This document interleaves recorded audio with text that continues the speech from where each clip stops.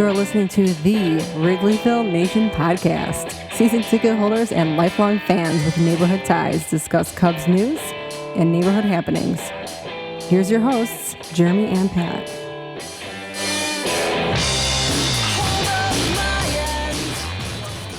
Hello and welcome to the Wrigleyville Nation podcast. This is episode 317 of the podcast. My name is Jeremy Deemer and I'll be your host. I'm joined as always by my co-host. He's my cousin and he's high atop Wrigleyville tonight. How's it going, Pat?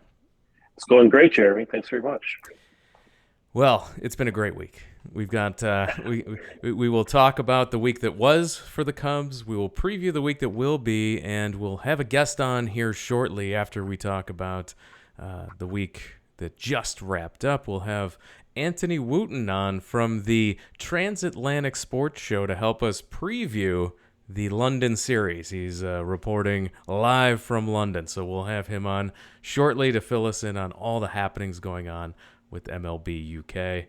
And but before we get into that, we got to talk about the week that was, because there's a lot of Cubs news. We went off the air last week without giving our predictions. 5-1. 5-1 wherever. No, we were thinking 3-3. We were going to be very happy with the 3-3 week. 5-1 though, Pat. This was a lot of fun. It sure was. The Cubs are now currently the fifth hottest team in the National League, having won 7 out of their last 10. But in particular, the sweep against I hate to call them a rival because it seems like that's too kind, but against divisional foe Pittsburgh Pirates, has now brought the Cubs to, with only 4 games of first place. They're only a game and a half out of third and 3.5 out of second. So it's a real dogfight. Anybody could win the Central, other than the Cardinals, of course, who are 8.5 back. But everybody else seems to be doing well. And the Cubs, of course, in some respects, on paper, seem to be the best team of those 4. So it could get interesting here if the Cubs can keep this up. Yeah, the Cubs sweeping of the Pittsburgh Pirates. You see them sweep Pittsburgh. You see them win 2 out of 3 against Baltimore. You have a 5-1 homestand. And you look at the record, they're still 5 games under 500 with that. And Pittsburgh is still ahead of them in the standings. And at the same time, Pittsburgh proceeded to then lose 3 more games in Milwaukee to the Brewers, who are atop the division at the time of this recording. They are the coldest team in the National League, so it's working out well for us. And another white-hot team is in our division. It's the Cincinnati Reds. They're second place in the division. They've won 8 in a row. They're 2 games above 500, the Cincinnati Reds. Yeah, that's the only real dispiriting part about all of this. But the Reds are catchable, we hope.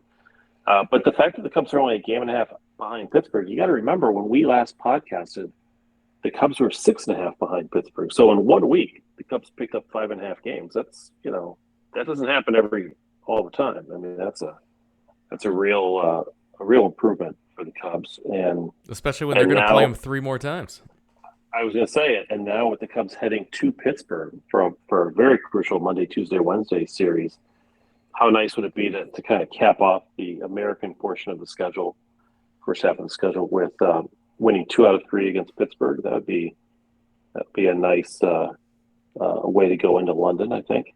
Yeah, we'll talk a little bit about the pitching matchups and such as we preview that series before we talk about the London series, but I did want to cover a few of the news notes from the week as well. We saw the return of Justin Steele. He came back on a pitch count, pitched 5 innings, gave up 5 hits, 2 earned runs, and a walk, 4 strikeouts in a triumphant return. Glad to see Justin Steele back. And Cody Bellinger returned. He really is returned. The key, don't you think, though? Steele, that is. Oh, for sure. I mean, we need him back and healthy and able to pitch as he's done, to date. So that was a good sign, and hopefully he can go deeper in his next start. And Cody Bellinger returns as well. He returned playing first base as he's rehabbing. And as his return comes, Matt Mervis is sent down. So Mervis will get a chance to work out whatever he needs to down in AAA, as Bellinger will get some time at first base. Good to see Bellinger back. We were worried about that injury as well. And really the week was wrapped up with good defense, really good defense from the Cubs, and Christopher Morel heating back up again always helps the offense. Yeah, I mean, when Morel started off so hot, he was hitting, 358 back at May 24th after the Mets were in the middle of that Mets series. And then when the Cubs went on that losing streak against the Mets and the Reds, he got very cool. And by the time this week started, he went from 358 down to 258 batting average-wise, just to give you a sense of how he'd fallen. But sure enough, he had a super hot week. And he's back up to 291, and his OPS is 1.04, which is sort of that Albert Pujols sort of, Barry Bonds level. And when he does well, the Cubs do well. When he hits, the Cubs score runs and they win games. It's we just got through that stretch where I think on the last podcast I said the Cubs were in a 1-30 rut when they gave up more than 2 runs in a game. Yep. Which is just almost unfathomable, right? And now this week, we saw the Cubs against Pittsburgh give up more than 2 runs the first 2 games and won both. They gave up more than 2 runs against Baltimore in the first game, and they won that one.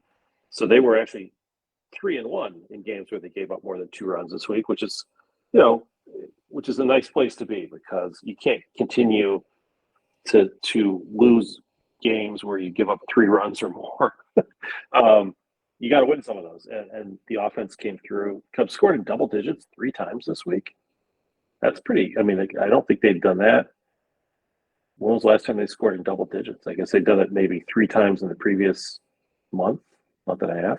I mean, that's a good sign. People are starting to hit, and when people hit, it makes it easier for the pitchers, and it makes it easier to win games. So Christopher Morel being the catalyst to that, but also everybody else chipping in has helped. And as you pointed out, with Cody Bellinger back, hopefully he will also get right and really lengthen that Cubs lineup, which is sort of what they needed. One of the reasons why I think the offense has been so poor is that when you look at the lineup every day, like half the lineup looks like automatic outs almost. It's felt that way for most of the season, and it's nice to have 7 guys in the lineup who you think have a real fighter's chance of getting a hit in that game.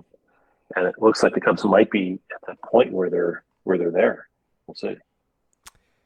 Yeah, it's going to be, this stretch continues to lead up to a decision time of whether this team is adding, subtracting, whether they're going to go for it in a bad division, or are they going to sell off, and or are they just going to hold pat and do nothing, which is another possibility. Yeah.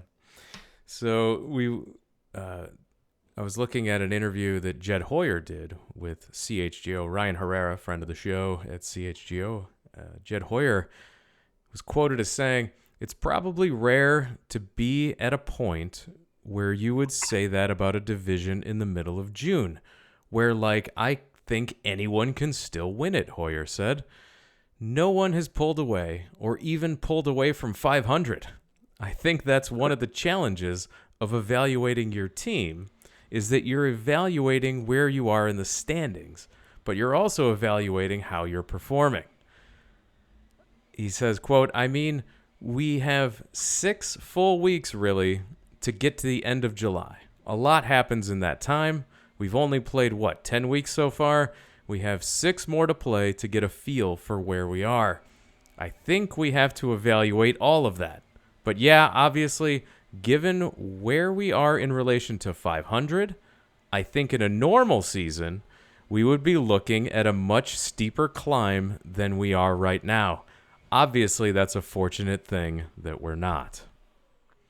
So he's it sounds like he's going to have to wait and see as well as the Cubs fans here. So a really important stretch of games for the Cubs over the next few weeks.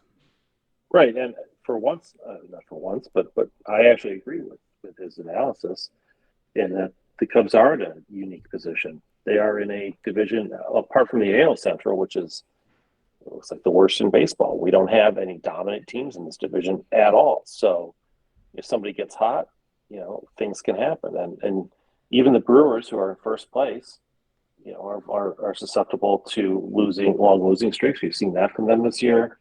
If Corbin Burns gets hurt, God forbid, then what? They're really struggling because they don't hit very well, and so a lot of things can happen. And the Cubs are just sort of maybe getting hot at the right time. They've got the rest, or at least for the next couple of weeks. When he talks about let's see where we are in 6 weeks. Well, sure. Let's see where we are after playing Pittsburgh 3 times, and the Cardinals a couple times, and Milwaukee 4 times.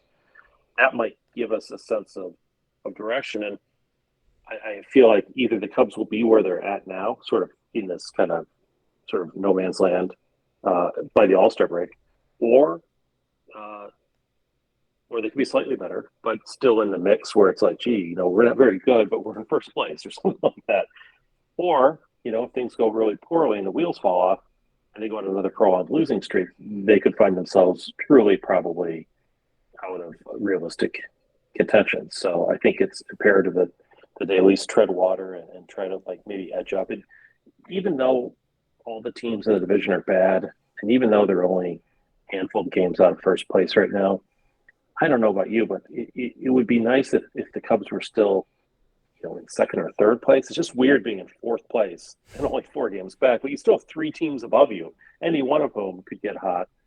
It'd be nice to kind of get ahead of a few of these teams before it's all said and done. And keep in mind too, the Cubs do play the Cardinals 10 times between now and the trade deadline, and then they don't play them again, I think, the rest of the season after that. So they have a real opportunity here to shut the door on the Cardinals in the next couple of weeks, and at the same time improve their record well enough that they can maybe get up into second place or, God forbid, first place. Yeah, and you look at those teams ahead of you, and Pittsburgh, Cincinnati, Milwaukee, not notoriously known for big additions at the trade deadline, right? No, not at all. You have a chance. If you want to flex your muscle here with some of your farm system you've been building up, you can make a go for it if you want. And there's an argument to be made that being an 80 some win team and winning your division, you may get you may not want to make a big run for it because you're going to get stomped in the first round by a real team. That's possible. But what's also possible is you could just get hot in October. How many times have we seen in the postseason where last year, you mean? Yeah, just a team gets hot in October and they go all the way. That is a total possibility, and why wouldn't you take a shot at it? In a 3-game series, could you imagine Stroman and Steele pitching well in the first 2 games and the Cubs winning both, and the series is over? There you go. Problem solved, right?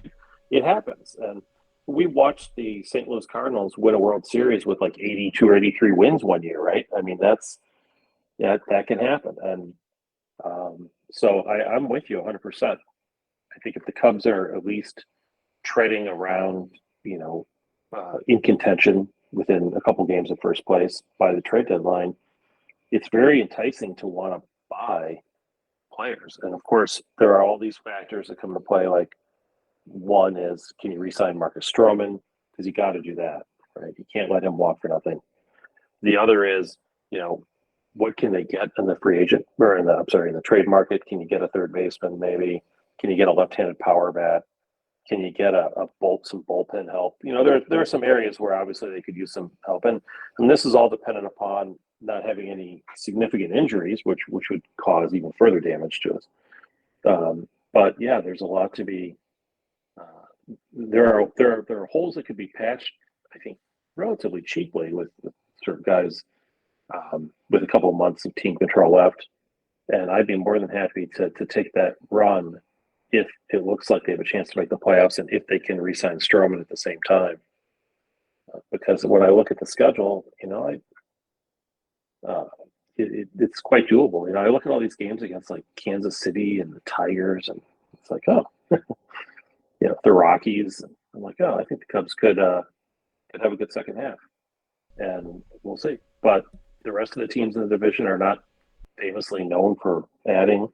Doesn't seem like the Reds are going to, or the Pirates this year. The Brewers, I guess, could, but I don't know. They have a lot of needs as well offensively. So I'm optimistic if the Cubs can play as they have played recently. If they go back into their shell and stop scoring runs, or if they get some big injury to one of their top pitchers, I think we could be having a different conversation in a couple of weeks. But until that time comes, I say we play to win. The stat we've been tracking throughout the season has been run differential, and it's funny to see every single team except for Colorado in the West have just huge run differentials.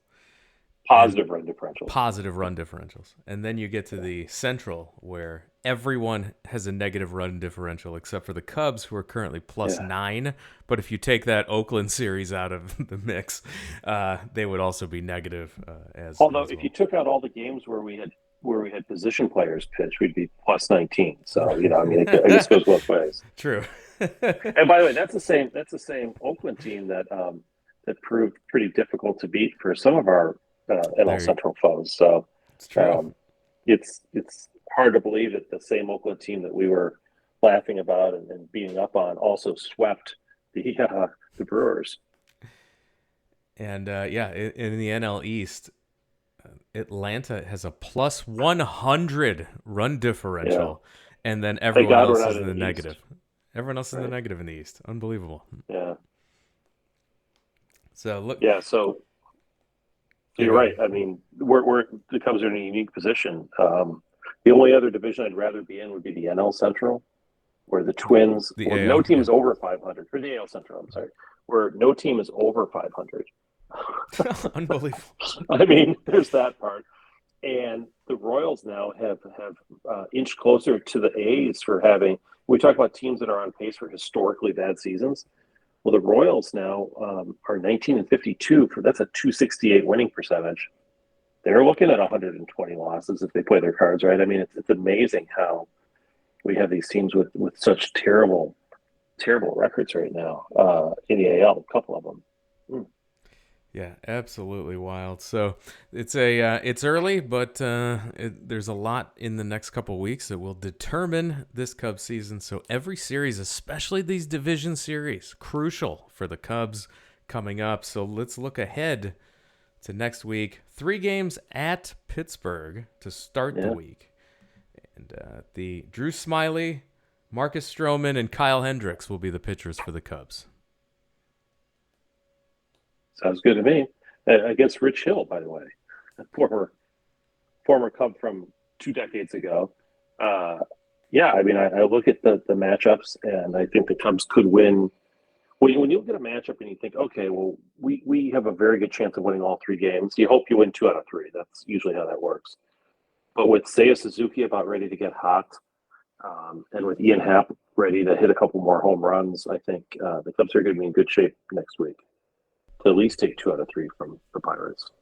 Yeah, absolutely. And these are 3 pitchers. I mean, if Justin Steele's not pitching in this series, then these are the 3 guys you want to see the way that they're pitching right now. So. Yeah, and the Pirates are on the ropes right now. Let's not forget. I mean, this is a team that's teetering on disaster, and it's a team that I think probably didn't have a lot of high expectations coming into the year. We talked to the beat writer for the Pirates last week.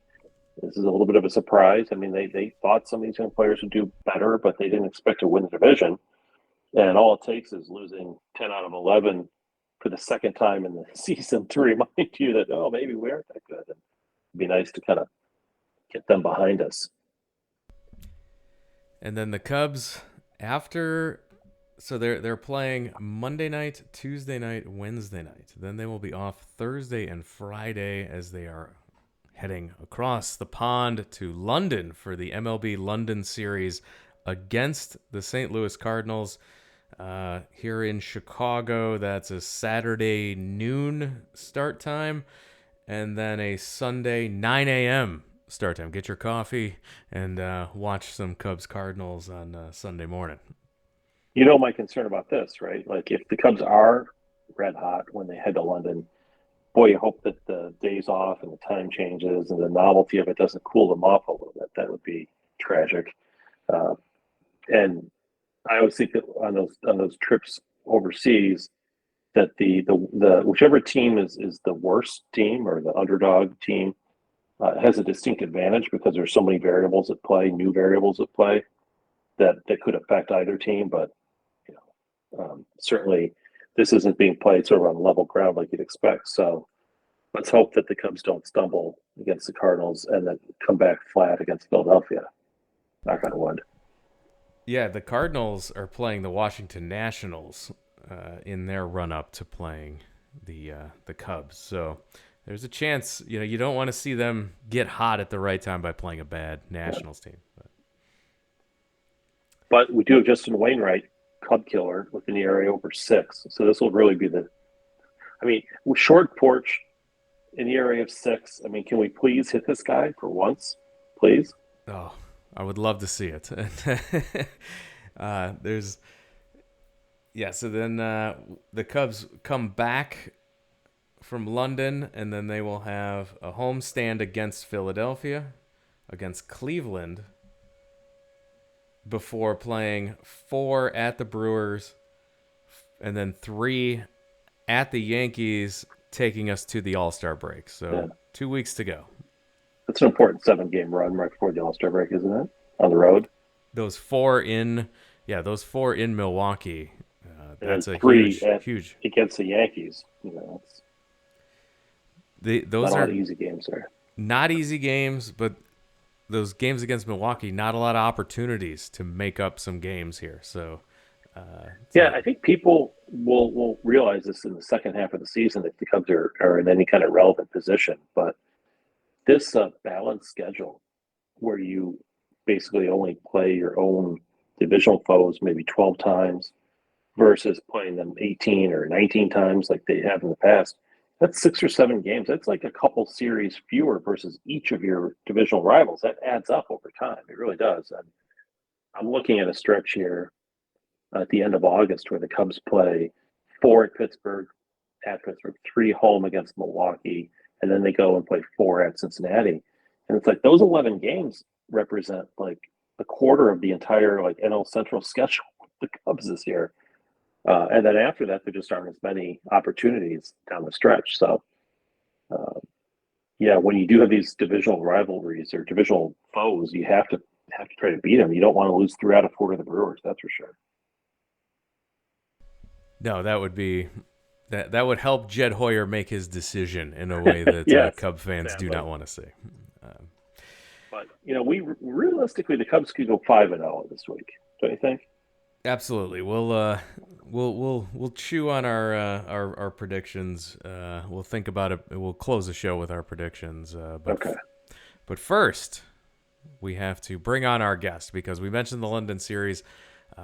Let's find out about what's going on, all the festivities going on in London. Joining us on the line, it's a first-time guest on our show, but I've been a guest many times on his show. Very excited that we're finally having him on. He hosts the TransAtlantic Sports Show, a UK podcast that's tremendous, covering a lot of U.S. sports. I'll let him tell you all about his show when he comes on here in a second. It's Anthony Wootton. Anthony, thanks for taking time out to talk Cubs with us, to help us preview the London series, and just overall sports in the UK. Thanks for coming on. Well, thanks for having me, man. One of my dream destinations in life, a bucket list, is to go to Chicago. So I'm a step closer to making that dream a reality. So thanks for having me, guys. Great to be here. Yes, we have to get you over here, and we can do a fun Chicago sports night out. We can definitely show you how it's done. I grew up in Canada, so pulling back the curtain. So I lived a bit further north. I was in Winnipeg, and there was a time in '88 when my old man was very, very close to moving to Chicago. So it was what could have been. And then a couple of years later, we ended up in a place called Ramsbottom in Lancashire in England. But we were close. We were close. We had, my brother and I, we had the Jordans, we had the Jordan poster, we had the Bulls posters. My old man was a Bears fan. I'm sorry to say I'm not a Bears fan, but, I don't mind the Bears. All good. I've seen them a couple of times over here in London, and I'm very, very excited to have my first taste of the Cubs. Yes, we got. I met Anthony in person when I went to the Bears-Raiders game in London in 2019. So we got to actually meet in person in London at the Tottenham Stadium there. Good time. But the Cubs are the ones that are going to London this week. In fact, the Cubs and the Cardinals playing in London. So I wanted to have you on to educate our listeners a little bit on baseball in the UK. They've had a few London series, and they've had some pretty good success, I think, popularity-wise with the World Baseball Classic this year. So can you talk a little bit about where Major League Baseball is in trying to break into the London fan base? Yeah, I would say it's not quite at the level of the NFL, but it's certainly a step above the NBA. The NBA used to have regular season games over here in London. They moved over to Paris. And of course, your Bulls were in Paris earlier this year, back in January. Big success in 2019, the MLB London series. And we had a big rivalry then. It was the Yankees and the Red Sox over here. Home run aplenty. I think the pitch count's going to help this time, because that first game, it finished at the end of the first inning. It was 6-all, and it just went on and on deep into the dark summer nights. You say, what? It's light in the summer. Well, this game, it was dark by the time it finished the first Saturday night between those two in that series. But it certainly caught on. And not long after that 2019 series, it was announced that we're going to have the Cards and the Cubs. And great. We've got another rivalry that we can look forward to. And I hold up here so you guys can see. It was a baseball, and it has London Series 2020. So not many of these around, but I managed to get my mitts on one of those. But yeah, we're very excited to have you guys coming over, and we're very excited about the rivalry that is heading over here. As far as baseball is concerned, I think it is a growing sport. My son, my eldest, is 11 years old, and he was inspired after the London series in 2019, so much so that he wanted to take up softball.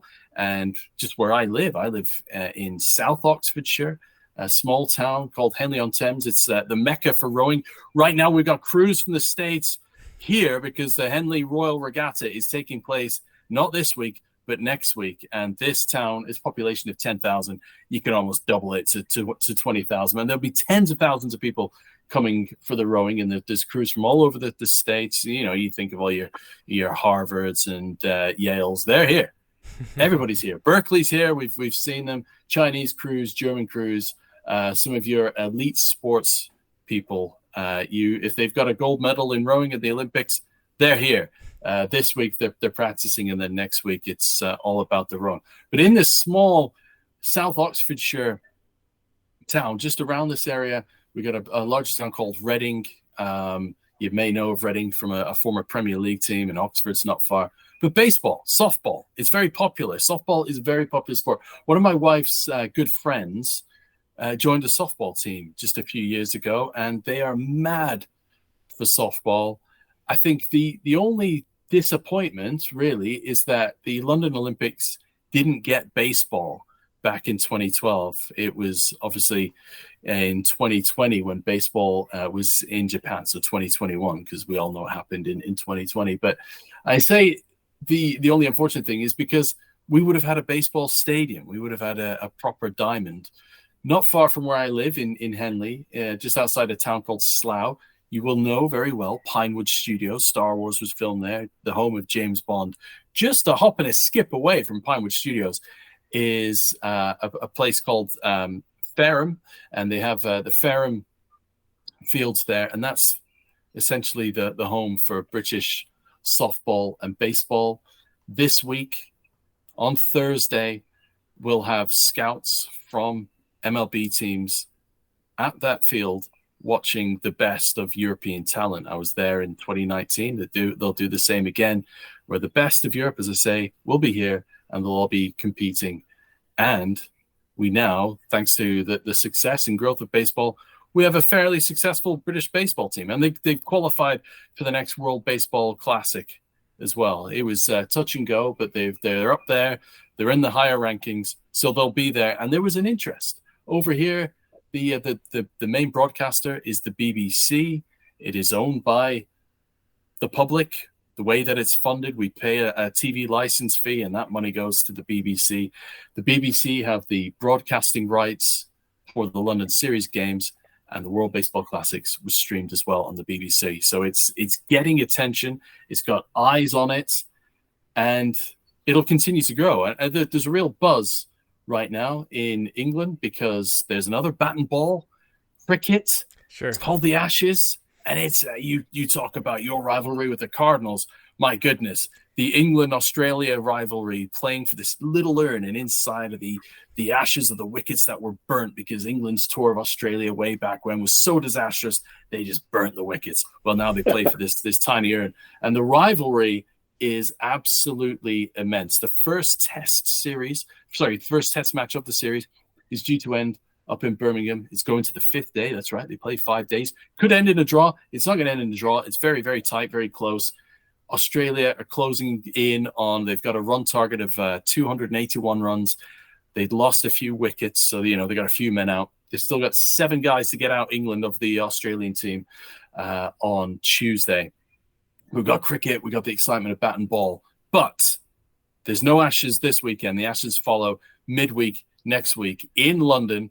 A hop and a skip from Abbey Road in St. John's Wood at a place called Lord's. But before that, we've got the baseball, and it is at European Cup winners West Ham Stadium.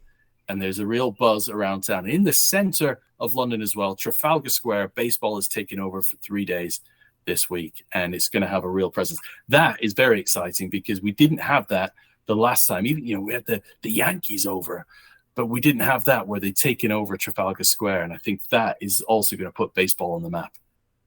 We do have one concern about the upcoming baseball series. We're afraid that some of the excitement might be lost by your local fans because the St. Louis Cardinals are so historically bad at baseball this year. We hadn't predicted that ahead of time, but unfortunately, they're just a terrible team, and it's a terrible example to set for young kids who might want to grow up to play baseball in England or anywhere in the UK, because you're going to see such a pathetic team. I don't want you to try to take any lessons from how they perform. Just block that part out and just focus on the Cubs players, I think, is probably the best strategy. It's a good message. Yeah. That is a good message, and I'll relay that message on to everybody over here. But it's all about Chicago, right? It's Chicago. It's where it's where people dream of. We've seen the Cubs in the movies, and we aspire to be Chicago sports fans this weekend. I would say probably the big majority of the crowd will have a rooting interest in the Cubs because of that Chicago background. They've seen it in the movies, as I said. So I think there may be more of a home crowd for the Cubs than for the Cards. It's the Cubs do surprising, well. isn't it? The Cubs fans do travel well. I expect a good presence of Cubs fans going over for the London games. I was surprised when I went to the Bears and Raiders game that most of the time you're either wearing a Bears jersey or a Raiders jersey at the Bears Raiders game, but there the fans in London were wearing just any NFL jersey. Like, I saw every jersey you could imagine, and so I expect is that a similar thing does baseball sell a lot? Like, you mentioned this is the first time they're taking over the square to do a big to-do. Is this the first time that they're going to be bringing over a lot of merchandise, and they'll have the opportunity to get a lot of T-shirts and jerseys and those things sold out there because the NFL did a great job with it. So I'm hoping that MLB has the similar plans. Oh, yeah. I mean, last time you could get merch plenty, as you would expect, these huge global organizations and sports leagues such as MLB and NFL and beyond. So there's merch aplenty. I've already seen special Chicago T-shirts with a hot dog on it, and it's got the MLB London Series 2023 and the dates on there. I'll be going for a baseball. My son will be wanting a cap. There will be merch aplenty. In fact, the Trafalgar Square takeover, there's already signs on there where the merch is, where the bar is, more importantly, where you get your pizza and all that jazz. So, yeah, there's going to be merch aplenty there. And you will see at these games, naturally, fans of other teams, because it will be, just like that NFL London game that you went to, it's going to be a festival of baseball. It's an opportunity for baseball fans, not just from London and the UK, but from the whole of Europe come in. Italy's got a strong baseball fandom there. The Netherlands has a pretty successful team. And it's so accessible to get to London, whether you go on the Eurostar or if you're coming from the Netherlands, you can get the ferry across. You get the train from Amsterdam and you're here within a couple of hours. So, yeah, it's a real hub. And as I say, you'll find fans. Over here,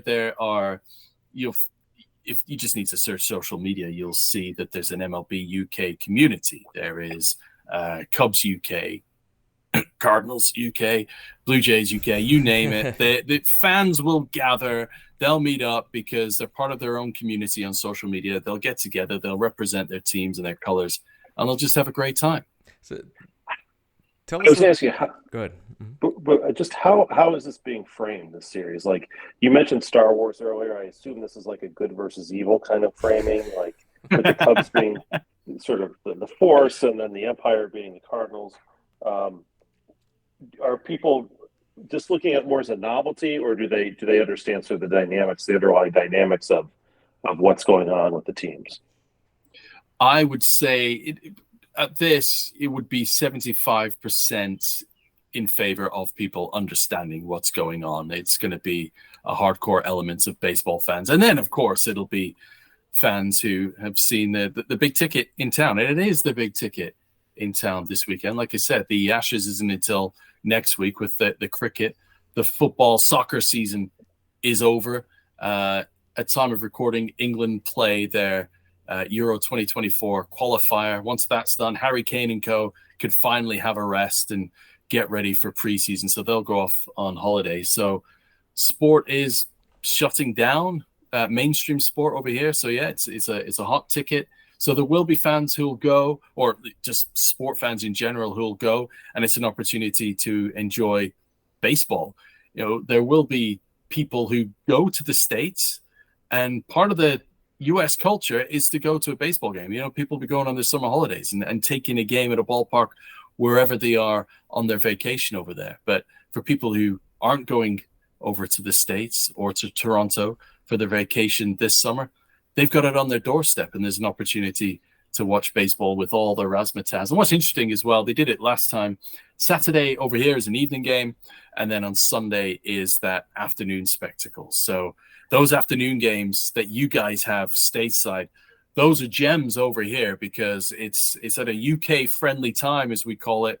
We could put it on early evening, pour a cold one, and just enjoy the baseball. We get that opportunity to live it and enjoy it at a reasonable hour, the afternoon time over here on a Sunday, like they do with the NFL games over here. I know that Bears game was a later kickoff. That's because it was a West Coast team who essentially were the home team in the Raiders. But most of the time now, it's those early kickoffs again, just to give fans that experience of being stateside or having the experience that you guys get to have over there as having that daytime sporting spectacle.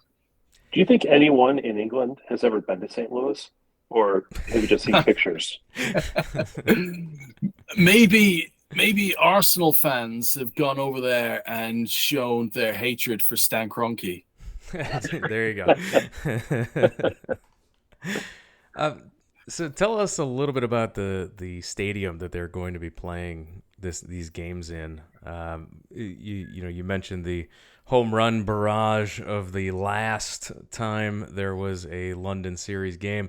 Does the stadium dynamics this time play into anything that have we seen a baseball setup in here? Do we know what it's going to look like, how it's going to be for the stadium's impact on this? Yeah, if you check out MLB Europe, so at MLB Europe on social media, they have the stadium dynamics available last week, and it is much shorter than Wrigley, and it is also shorter than they have in St. Louis. So there are opportunities for runs in this game, which works in the fans' favor over here, because who doesn't like to see runs, right? That's what it's all about. So we're going to be able to hopefully get a plethora of runs over here. You'll know the stadium well. Premier League fans will know it because West Ham play there. As I said, they've just recently won a European Cup. They won the Europa Conference League a couple of weeks ago. And of course, in 2012, it was the home to the London Olympics, where so many records were broken. The Queen jumped out of a helicopter. Well, a stunt person did, but still, what a performance that was with Daniel Craig and David Beckham as well. But no, they've got the dynamics. As I say, it is a shorter field. The reason why they choose West Ham as well is because it's got that track and field. It's got the athletics track, so it just allows them to have that depth for a diamond and use that obviously as a baseball stadium and a baseball field. So yeah, it'll be shorter. Those runs will be hits, but yeah, it should be a good spectacle. Is it going to be hot? Is it going to be a hot one? I remember last time it was a scorcher last time. It was El Scorcho. I can't convert to Fahrenheit, but it is similar temperatures to last time. Over here on the Saturday, last time it was 30 degrees Celsius, which is like 96 perhaps Fahrenheit, give or take, maybe a bit lower. This time, a tad cooler, 29 on Saturday and 29 on Sunday, I do believe, the early forecast. Yeah, so that'll be in the mid 80s for those Fahrenheit conversions there, so not bad. 84.2, yes, there we go. So it'll be hot, it'll be humid, the sun will be out, but yeah, the forecast right now is no chance of rain, so it's going to be a fun one. Pat, any last questions for Anthony before we let him go? Well, I just find it interesting that this is going to be at West Ham, because that is, of course, the site where AFC Richmond was victorious. Ted Lasso. Oh yes. Here in the States, we're a little bit more familiar with some of the UK stadiums than we used to be, because we've been watching fictional soccer for the last 3 years. What an absolute hero! Great Ted Lasso drop there. What a great end to the series as well. But yeah, of course, you get to live Ted Lasso. The Ted Lasso cast, by the way, were at the Tottenham Hotspur Stadium last October, the first game between the Saints and the Vikings. But they avoided the Packers. Yeah, sadly they missed the Packers lose. But they saw the Vikings win. But yeah, that was quite a moment, actually. The cast were there. They're in one of the boxes. Everybody saw it. They were having a great time there. But yeah, West Ham, it's great fun. It's a shame you guys can't come over, because around that stadium, it's Elizabeth Park, named after her late, or dedicated to her late Majesty, and Queen Elizabeth II, that is. And around there's a Westfield shopping mall, some great facilities, a great bar there, which is called Home Run House, and inside they got batting cages. So here you go, just on the doorstep. We have a bar that serves American food, of course, great beer, and there's batting cages. So people get together, these MLB communities get together occasionally at weekends and have fun at Home Run House, hit some balls, drink some beer, eat some food, and it's all geared up around there because it's there's a park facility, because obviously the Olympics were staged all around that area, and it's a really good vibe. It's going to be good fun. Yeah, you could hang out around there and not go into the stadium and watch the game. You could watch it at one of the bars and just have fun, drinking and sampling the different ales. By the way, there is a local London brewery that is making a special pale ale for this weekend's event. Nice. Yeah. I'll see if we could ship one over to you guys. I wish. Yeah, I know. I'm wildly jealous now. Yeah. So, so for everyone that's coming over to enjoy London, to enjoy these games, all the Cubs fans that are heading over there, we definitely want them to subscribe to your podcast to find out all the happenings going on with MLB Europe Series. Please let our listeners know how they can subscribe to your show, where they can find it on YouTube, and how they can follow you on Twitter. Well, thank you very much. Yeah, so it's the TransAtlantic Sports Show you find with your podcast provider. YouTube, it's TransAtlantic Sports Show, or at TASS_UK. There'll be plenty of shorts on there this weekend, taking you behind the scenes at the London series, at the Trafalgar Square event, and of course, around and inside the game itself. And you can watch our podcasts as well as listen to them. So yeah, check us out on YouTube. On Instagram, we are at TASS_UK. Likewise with Twitter. Although me personally, I'm more active on Twitter than with the TASS_UK handle. I'm Anthony Wootton. I am at AR Wootton on Twitter. That is WOOTTON. So on Insta and YouTube Shorts, plenty of Cubs coverage just for you guys this weekend. That's right, and NFL UK as well. So there's also a lot of good stuff there for NFL fans as well. So definitely one of the best shows out there. Great guy, great show. Definitely support everything Anthony's doing over there. And thanks for jumping on to talk baseball with us. Well, thank you very much, guys. I'm sporting the England shirt for you just because, I thought I had to represent home. So, yeah, thank you very much. And like you say, love covering the NFL. I get to the Germany games and the London games, so plenty of stuff there. But more importantly, it's all about the Cubs. Go Cubs. Always a good time catching up with Anthony Wootton, TransAtlantic Sports Show. Always fun. I'm jealous we're not there, Pat. We had tickets in 2020. We should. We were going to be there. We can't make it this time, but yeah, it would have been a great trip. So I'm jealous of the people that are going to make that trip. So I am as well. I am glad, though, that he confirmed that St. Louis is considered the most boring city, not just in America, but internationally, apparently. Yes, 100%, and definitely looking to hear about the on-the-ground reporting. So when we get photos and videos from him, we'll be sending that out on our Twitter and Instagram. I'll plug all those before the show is over. But, Pat, before we call it a podcast, we need to talk about our predictions for the week. There's only 5 games this week. What are we feeling here? I'm feeling 4-1. I think we take 2 out of 3 from Pittsburgh and sweep the Cardinals. I was going to be pessimistic and take 2 out of 3 and then a split. That's probably a more realistic approach, but then I was looking at how the Cardinals are playing, and I'm looking at the Cardinals' struggles, and I'm convincing myself that the Cubs can sweep this series in London. So I'm going to agree with you. I'm going to say this is a 4-1 week. Don't jinx it, but yeah. So we're unanimous in our positivity for a 4-1 week. All right. And with that, we're going to wrap it up and call it a podcast. I mentioned that you should follow us on Twitter and Instagram for updates from the MLB game in London. You can do that at Wrigleyville Nat for both Twitter and Instagram, Facebook.com/Wrigleyville Nation as well.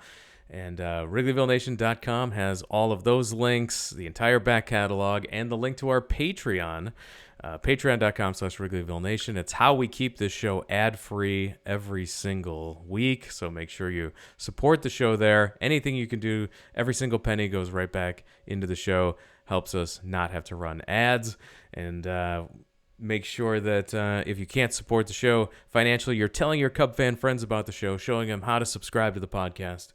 And all of that, all the links I described, of course, at WrigleyvilleNation.com. And with that, we're going to call it a podcast. Pat, anything before we go? No, that's it. Good luck in London, Cubs, and safe travels. Thank you for joining us. Thanks, everyone, for listening, and we'll talk to you again next time.